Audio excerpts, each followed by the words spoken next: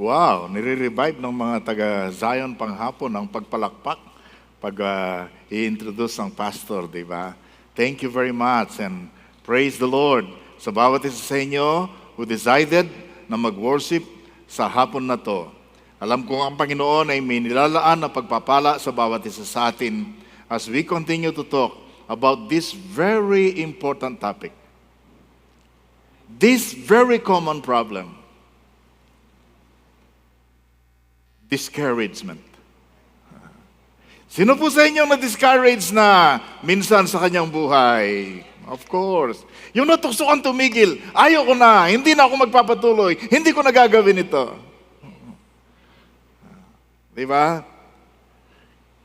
Nangyayari po kasi yan kasi hindi natin alam ng discouragement ay number one tool ng ating kalaban na si Satanas. Sabi po nila, ang discouragement ay favorite tool ni Satan. Marami siyang nasira na gawain. Marami siyang napigil na pagpapala dahil yung isang mananampalataya sa Diyos ay tumigil sa pagtitiwala sa Panginoon at sa pagsunod sa Panginoon. So how do we defeat discouragement? Gagamit na po tayo ng iba't ibang text sa hapong ito, not particular text na ating i-expound katulad ng ating ginagawa.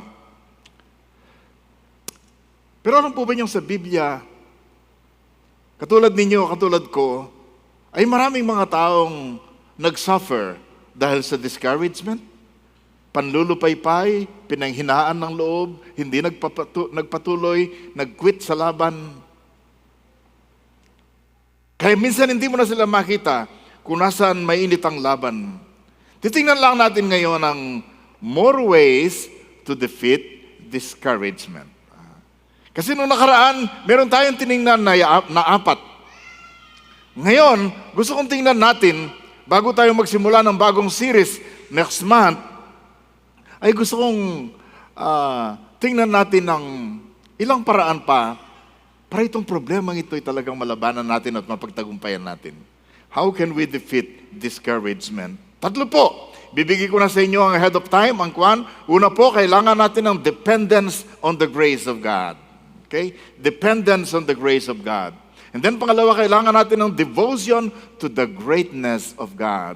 And then pangatlo, kailangan natin yung development of grit. Of course, dapat coming from God. Titingnan natin kung anong ibig sabihin ng mga to. Number one, how can we defeat discouragement? Paano ba tayo pwedeng manaig, manalo? Paano natin kayang talunin ang pag-discourage, ang panlulupaypay, ang panghihina ng loob? Paano natin mapagdatagumpayan ang tukso na hindi ka magpatuloy sa laban ng buhay? Lalong-lalo na sa laban ng pananampalataya. Number one, we need the true dependence. Tunay na pagtitiwala, tunay na pagsandal, pagsandig sa biyaya ng ating Panginoon. Nandito si John Chris. Pag kami nagse-cell meeting online, Saturday sa Pilipinas, Friday evening, Friday afternoon sa kanila, hirap na hirap nga kami sa mga time namin eh. Kung minsan tatawag ako ng meeting pagkatapos nasa school pa siya. Iyan ang nangyayari. Si Paulo naman, hindi pa nakakalabas sa pangalawang trabaho. Yun po ang ano namin. Alam niyang madalas niyang expression? Mula nung umalis siya, hanggang sa mapunta siya doon, yung salitang, by the grace of God. Minsan kinompliment siya ng kanyang teacher. At tapos parang ino-offeran siya ng kanyang, ng principal ng mas magandang offer na matulungan siyang magkaroon ng change of visa or status sa US.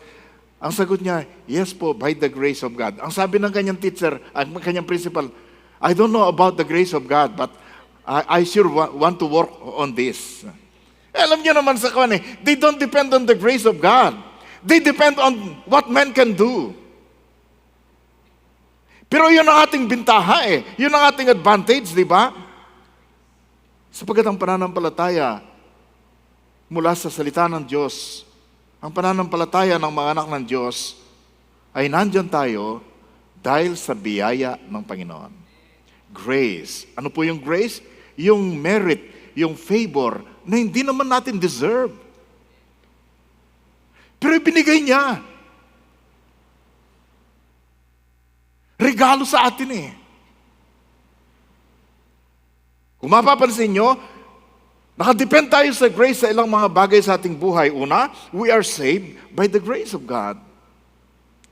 Naligtas tayo dahil sa habag at biyaya ng Panginoon. Di ba? Yung pagdating ni Jesucristo dito, yung kanyang kamatayan sa krus, yung pagtigis ng kanyang dugo, yung kanyang pagkalibing, yung paglapit niya sa atin para tanggapin natin siya at matanggap natin ang buhay na walang hanggan. Grace. I don't deserve to be saved. I don't deserve heaven. Walang sino mang tao na pagpunta sa langit ay sasabihin niya, kaya ako napunta dito sa langit dahil marami akong nagawang mabuti. Eh di nakapasok ng pride sa langit. Hindi pwede yun, di ba? Lahat ng pupunta sa langit ay masasabi nila, dahil sa grace ng Panginoon. We are all sinners saved by grace. And we are sustained by the grace of God. In other words, makakapagpatuloy lang tayo sa pananampalataya, sa pagsunod sa ating Panginoon, sa pag-o-offer ng pleasure sa Kanya, dahil tinutulungan niya tayo. Yun ang sinabi ng Panginoon kay Apostol Pablo sa 2 Corinthians 12, sabi niya, my grace is sufficient for you. Dahil ang tindi ng pinagdadaanan ni Apostol Pablo. Ang dami niyang ginawa, ang dami niyang pinaglingkod sa Panginoon, tapos ngayon meron siyang thorn in the flesh, meron siyang tinik sa laman na nagbabothered sa kanya nung humingi si Apostol Pablo para pagalingin siya ng Panginoon. Ang sagot ni God, no. Ang sagot ni Lord, sapat ang biyaya ko para sa iyo. We are sustained by the grace of God. At sabihin ko sa inyo, we are what we are by the grace of God. That's from the Apostle Paul. I am what I am. Nakarating ako dito, dating makasalanan, pinuno ng makasalanan, dating taga-usig ng mga Kristiyano, dating nagpabilanggo sa mga Kristiyano, dating pumigati sa ating Panginoon. Nakarating ako dito, nga sabi niya gano'n, naging number 1 siya sa pangangaral ng mabuting balita. Sabi niya, I am what I am. Ganito ako. Nakaabot ako rito dahil sa biyaya ng Panginoon. And therefore, ang daming narating ni Apostol Pablo. He became the number 1 missionary all over the world and in the history of Christianity. Sa isang pusakal na kriminal na magtaga-usig ng mga Kristiyano. Sa isang taong nagbigay ng permit na patayin si Stephen, ang unang martir. Tapos ngayon, nangangaral ng mabuting balita. Grabe ang kanyang ginagawa. At ang sabi niya, nakarating ako dito dahil sa habag at biyaya ng Diyos. Therefore, pwede kang makarating doon dahil sa habag at biyaya ng Diyos. We can be all that we could be by the grace of God. Amen? Yung nakikita mo nagawa ng iba at ginagawa ng iba, yung level na abot ng iba, yung bundok na naakit ng iba, pwede mo rin mangyari, gawin sa iyan dahil nangyari yun dahil sa biyaya ng Panginoon. Kapatid, we can be all that we could be by the grace of God. Sabihin nyo, Amen. Yes, palakpakan natin ang Panginoon.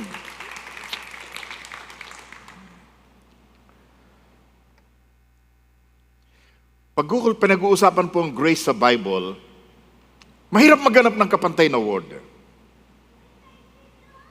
Ang isa siguro ay nakapaloob dyan ang pag-ibig ng Diyos. Nakapaloob dyan ang habag ng Diyos. Mercy. Yung bang mercy na dapat parusahan ka, pero hindi ka pinarusahan at ginawan ka pa ng mabuti. Yung hindi ka pinarusahan, yung hindi mo natanggap ang dapat mong tanggapin yung parusa, ang tawag nila doon ay mercy. Pag natanggap mo yung dapat mong tanggapin, yung kaparusahan, ang tawag doon ay justice. Nobody likes justice when it comes to our relationship with God. Okay? We all like mercy. At pag binigay sa iyo ng Diyos, hindi ka lang pinatawa, hindi pinarusahan, binigyan ka pa ng buhay, binigyan ka pa ng ang tawag po doon ay grace. Maybe lahat yan nasasakupan ng salitang pag-ibig. Alam nyo, pag may nangyayari sa inyong hindi maganda, pag nanlulumo ka, pag nasaktan ka, pag nadapa ka, when you failed, when you are crushed, you did all you can, pagkatapos that's all you got, pamimintas pa. Yung iba, hindi naman nagba-Bible study at nagwo-worship. Bakit nagtatagumpay, no? Bakit ikaw nagba-Bible study at nagwo-worship? Kumisan daming problema. Di ba ang tendency sabihin mo, siguro tumulad na lang ako sa kanila, ayoko na. Di ba?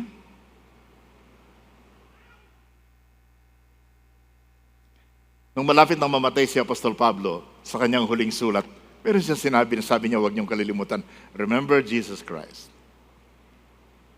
In your battle, remember Jesus Christ. In your disappointment, remember Jesus Christ. In your pain, remember Jesus Christ. In your problems, remember Jesus Christ. In your difficulties, remember Jesus Christ. Above all, remember how much God loves you. Kung minsan nakala natin, talagang mahal ako ng Panginoon pag nagtatagumpay ka, pag nabibigo ka. God's love for each one of us is constant, palagi yan. Remember nung sabihin ni Apostol Pablo sa Romans 5:8, but God demonstrates His own love for us in this. Nung itanong ko yan sa retreat and rest namin na kasama sila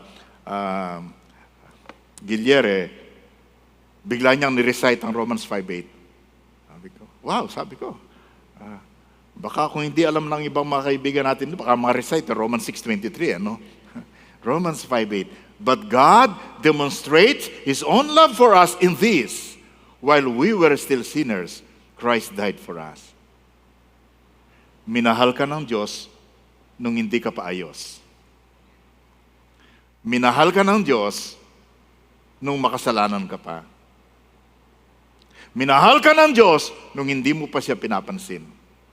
Minahal ka ng Diyos nung problemado ka. Minahal ka ng Diyos nung wala ka pa sa Kanya. In fact, hindi ordinaryong pagmamahal. Si Kristo'y namatay para sa atin nung makasalanan pa tayo. Grabing pag-ibig. Di po ba? Grabing pag-ibig.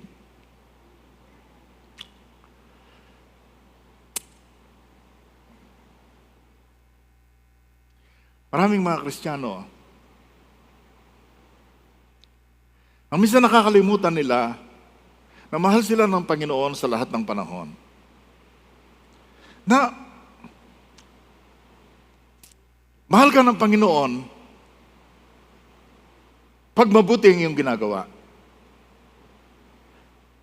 Pero mahal ka pa rin ng Panginoon kahit masama ang iyong nagawa. Hello? Di ba? There was an old song for children, pero dapat for adults ito eh. Jesus loves me, this I know, for the Bible tells me so. You can paraphrase that this way. Jesus loves me when I'm good, when I do the things I should. Jesus loves me when I am bad, though it makes Him very sad. Di ba? Anong madalas nating illustration dito sa Zion? Yung ginagamit namin when we were in high school. Alam ba yung uso na nung high school kami yon? That was about 60 years ago. No, medyo 58 years ago. Yung hahawak ng isang bulaklak. At sa magitan ng pagpunit niya sa bulaklak na yon, didetermine niya kung mahal ba siya ng babaeng ito, ng lalaking ito. At sasabihin niya, He loves me. He loves me not. He loves me. He loves me not. He loves me. He loves me not. At pag mapupunta yata sa not, liliitan na lang niya yun eh. Parang pinakahuli ay, He loves me. Di ba? Ganun tayo eh. Nakadepend sa emotion at sa mga pangyayari. Pero when it comes to God, it's not He loves me not. It's He loves me. He loves me more. He loves me even more. It's always like that. Nung mahalin niya tayo na makasalanan pa, talagang mahal niya tayo kahit na nung tayo ay nagkukulang at binibigo natin siya eh. So when you are tempted to give up, when you are tempted to quit, when you're tempted and being discouraged, when you are emotionally down, when you see things are not going in your direction, remember, God loves you kahit anong kinalalagyan mo. You remember Corrie ten Boom? Pinagdaanan niya ang napakatinding pagsubok sa kanilang buhay. Sapagkat tinulungan nilang maraming Hudyo, itinago sila nung kukunin na ni Hitler para ipapatay sa mga concentration camps at saka gas chambers. Tinago nila ng kanyang family. Nahuli sila. Ang kanyang kapatid namatay sa concentration camp. Nagdusa sila ng katakot-takot. Of course, naligtas si Corrie ten Boom. Pero ang kanyang patutuo, sabi niya, there is no pit so deep that God's love is not deeper still. Wala kang hukay, malalim na hukay na kasadlakan na hindi ka kayang abutin ng pag-ibig ng Diyos. Whatever pit you're in now, gaano man kalalim yan, gaano man katindihan, abot ka ng pag-ibig ng Diyos. Don't quit, don't be discouraged. God loves you in ways that you cannot even begin to imagine. It will take 1,000 years in eternity, 1,000,000 years in eternity. It takes billions of steps in eternity. Pero every day of that step, you will only begin to understand and comprehend how deep is God's love for you. Secondly, yun lang pong mahaba. Ito hindi nagano. Devotion to the greatness of God. Yung isip mo, yung puso mo, nakadevote ka sa kadakilaan ng pag-ibig, ng kadakilaan ng kapangyarihan at karunungan ng Diyos sa buhay mo. Sino sa inyo naniniwala that our God is great? Di ba? Ng kanyang greatness, especially ng kanyang power, ng kanyang wisdom, ay walang katulad.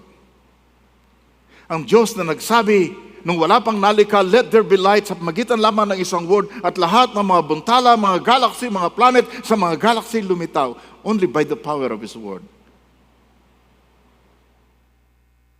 Sabi ni Apostol Pablo sa Colossians 1:17, ang sabi niya, He holds all creation together. Someone translated that, He holds the universe together. Hawak niya ang lahat ng mga galaxy at mga planeta. Kaya pag sinasabi nilang mayroong malalagnag na isang meteor na papunta sa mundo, hawak niya ang lahat ng bagay sa sanglibutan. Nothing can happen to your life without passing through the powerful hand of the Lord Jesus Christ. If He can hold the universe together, this God can hold your life together. He can hold your family together. He can hold your future in His hands.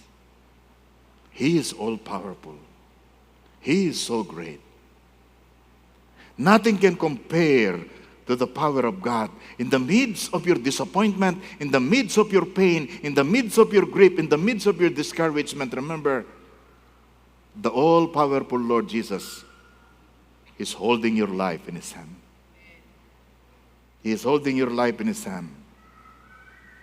Nabanggit nung last Sunday, yung, of course, sariwang-sariwa ito, kay Gilier at saka kay Crisanta, kasi we went through the tour sa Leyte. Tatandaan niyo yung naging problem ni Joseph? Di ba? Favorite child siya, hindi siya maingat, mahilig siyang managinip, naluluhod daw sa kanyang mga kapatid at sa kanyang mga magulang. So pinagtangkahan siyang patayin ng kanyang mga kapatid. Kaibigan, kapatid, kung sinasaktan ka na ng iba, kung pinintasan ka na ng iba, mas malala ang nangyari kay Joseph.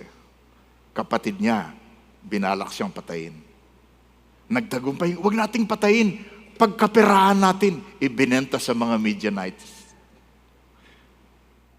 Tapos ang mga Midianites, ibinenta kay Potiphar at si Joseph ay na favorite son, ay naging alipin sa bahay ni General Potiphar.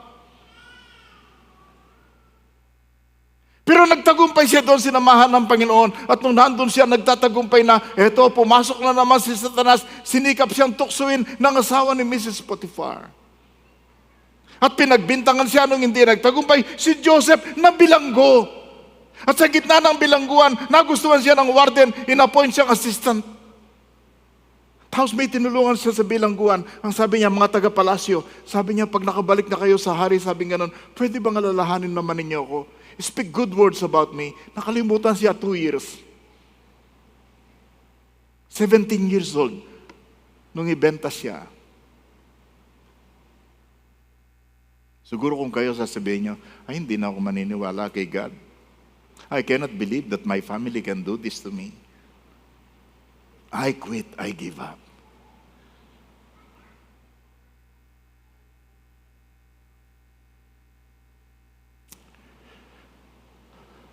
Of course, minsan nagbigay ng panaginip ang Panginoon sa hari.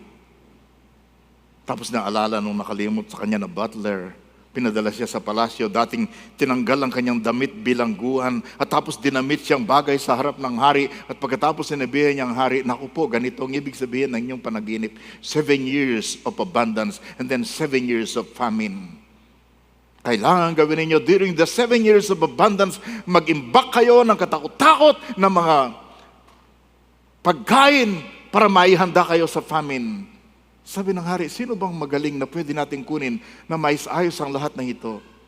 Sabi ng kanyang gabinete, walang iba kundi yan. Mula sa pit, papuntang palasyo. Tapos napunta doon ang kanyang mga kapatid. If you remember the story? Twice, nag-encounter sila. Finally, nakita niya ang kanyang real brother na si Benjamin. And then finally, namit niya ang kanyang father na akala matagal na siyang patay. And then of course, nung mamatay ang kanilang father, ay pagkatapos ng kanyang mga kapatid, ay nagkunwari na naman. Ang sabi ni tatay, nung bago siya mamatay, huwag mo raw kaming gantihan. Patawarin mo raw kami. Talagang, hanggang sa huli, talagang sinungaling itong mga to. No? Kung kayo noon madidiscourage, ano bang mga kapatid dito? After all I have done, ganito pa rin sila. You know what did Joseph say in Genesis 50? This speaks about the greatness of the power of God and the wisdom of God. In Genesis 50, verse 20, sabi niya, as for you, you meant evil against me, but God meant it for good. Ang gusto niyong mangyari sa akin ay napakasama. Pero ang gusto mong ginamit ni Lord, yung masamang yon, para sa bagay na mabuti. Mga kapatid, by the power of God, even the most difficult thing, the most evil thing na pwedeng gawin sa inyo ng iba, God can use it for good. Amen. How many of you believe in the greatness of the power of God? And I think the best commentary na maibibigay natin sa Genesis 50 ay ang Romans 8:28. For we know God is working all things for our good to them who love God and are called according to His purpose. Lahat ng nangyayari sa iyong buhay, the thousands of events and incidents, negative and positive things that are happening in your life, hawak ng Panginoon ang mga pangyayaring yan at ginagamit niya para sa iyong kabubuti. No wonder we also believe in the greatness not only of the power of God to control things, but the greatness of God in His wisdom.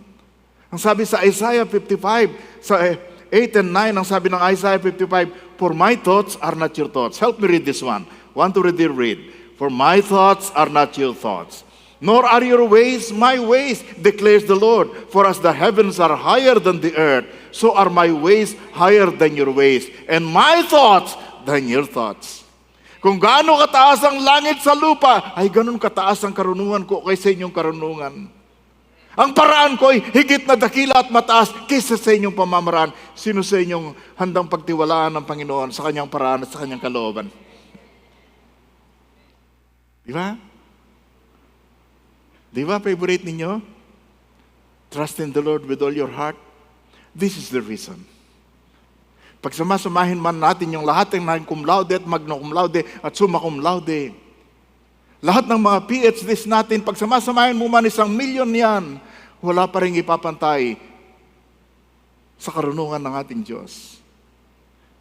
Kaya totoo yung sinasabi nilang, God knows best. Di ba? And if He will allow you to go through some painful moments in your life, be devoted to the greatness of the wisdom of God. Thirdly, you need the development of grit in your soul. And I hope this grit comes from God. Grit means perseverance, persistence, never say die. Ano pa ba? Fortitude, tenacity. Yung attitude na hindi sumusuko at hindi ka agad bumibigay. Grit. Di ba? The power of persistence. The attitude of never giving up. Let me give you some samples both from secular at saka non-believers, believers and non-believers. Of course, ito, ilang beses ko nang ginamit sa inyo. Ito yung taong ito, itong summary ng kanyang buhay. Kailangan niyang magtrabaho para masupport ang kanyang family pagkatapos silang mapalaya sa kanilang bahay. That's 1816. Ang kanyang nanay ay namatay noong 1818. He failed in business noong 1831. Diyos ko, patay, kabiguan. He was defeated when he ran for legislature in 1832. He lost his job and couldn't get into law school in 1832. Nag-declare sila ng bankruptcy and he spent the next 17 years of his life paying off the money na hiniram niya from friends to start his business. That was 1833. Siya natalo mula sa state legislature nila, state congress in 1834. Was engaged to be married but his sweetheart died. Oh, sabi niyo, oh no. Hindi kayo ma-oh no sa iba, pero pag sweetheart ang nawala, may oh no yan, di ba? Mawala na lahat, wag lang jowa. Sweetheart died and his heart was broken. That was 1835. Can you feel that? And had a nervous breakdown. And he spent the next 6 months in bed in 1836. He was defeated in becoming the Speaker of the state legislature after he won, 1838. And he was defeated in becoming elector, 1840. He was defeated for Congress again in 1843. And he was defeated for Congress in 1846. Just every time he ran, he got defeated. He was defeated for Congress again in 1848. He was rejected nung mag-apply na lang pagka-land officer. Hindi pa siya tinanggap, 1849. And he was defeated when he ran for Senate in 1854. He was defeated for Vice President and got less than 100 votes. Ang sakit naman. He was defeated for Senate again for the third time in 1858. And then, in 1860, Abraham Lincoln became the 16th President of the United States of America. Why? Not only because he was great, but because in the midst of challenges, in the midst of failures, in the midst of discouraging moment, Abraham Lincoln never gave up.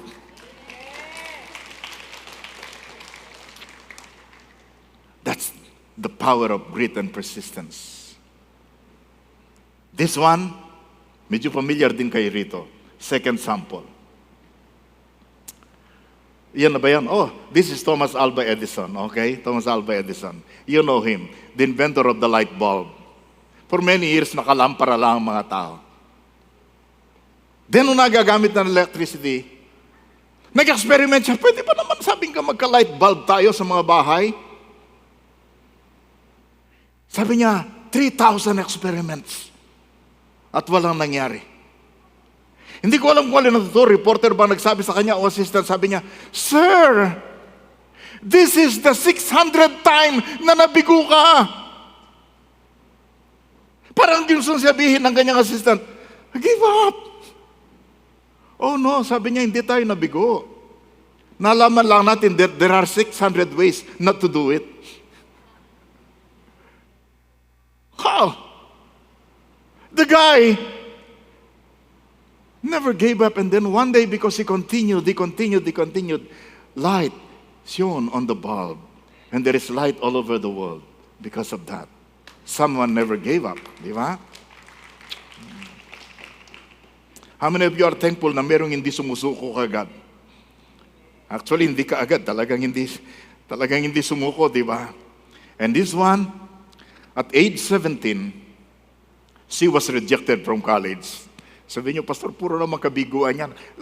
You wait for the conclusion, okay? At age 25, her mother died from disease.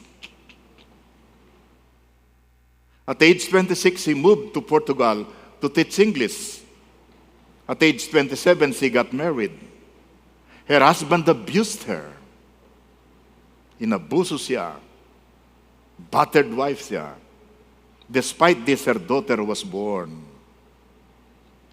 At age 28, she got divorced and was diagnosed with severe depression. At age 29, she was a single mother living on welfare. In other words, kaloob lang ng state kung bakit siya nakakakain. At age 30, she did not want to be on this earth, so she considered suicide.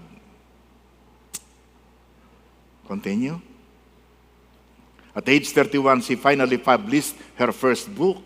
At age 35, she had released 4 books and was named Author of the Year. When she released those books, at age 42, she sold 11 million copies of her new book on the first day of release. 11 million copies. Alam nyo na yon.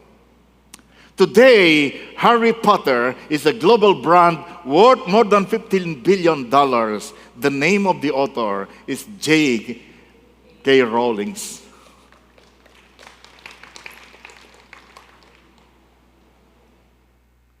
Sabihin mo sa katabi mo, don't give up. Lalong-lalo na if you are a believer in God. Lalong-lalo na pag sinasabi mo kasama mo si God. Lalong-lalo na pag alam mo na kahit anong mangyari sa iyo, mahal ka ng Panginoon, anak ka ng Diyos, kung ikaw ay nanampalatayan talaga sa ating Panginoong Jesucristo. God loves you. God is rooting for you. God, along with heaven, is cheering for you. God is on your side. God wants to hold your life. He wants to lead your hand. But the starting point is, hold on to God in faith. Believe God for your life. Embrace Him sa pananampalataya. Never, never give up. Let's worship the Lord again with that song. Let's all stand together.